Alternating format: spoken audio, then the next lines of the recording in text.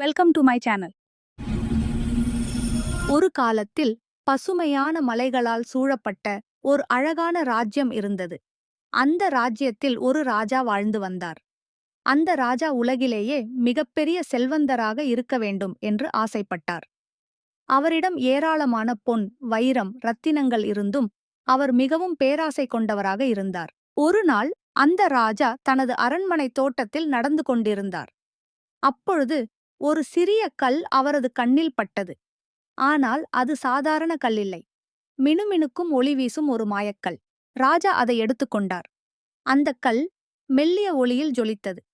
ஆனால் சில நொடிகளுக்குப் பிறகு அந்த ஒளி மங்கிவிட்டது. ராஜா அதை புனிதமாக தன் அறையில் வைத்து பார்த்தார். ஆனால் அது மீண்டும் ஒளிரவில்லை. அந்தக் கல் ஏன் ஒளிரவில்லை என்ற கேள்வி ராஜாவின் மனதை வாட்டியது. அவர் நிறைய செல்வம் சேர்த்தார். நாட்கள் கடந்து சென்றன.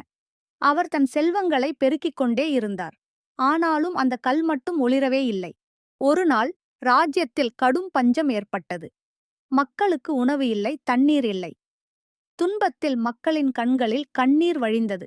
ராஜா அரண்மனையின் ஜன்னலிலிருந்து அதை பார்த்தார். அந்தக் காட்சி அவரின் மனதில் ஏதோ மாறுதல் ஏற்படுத்தியது.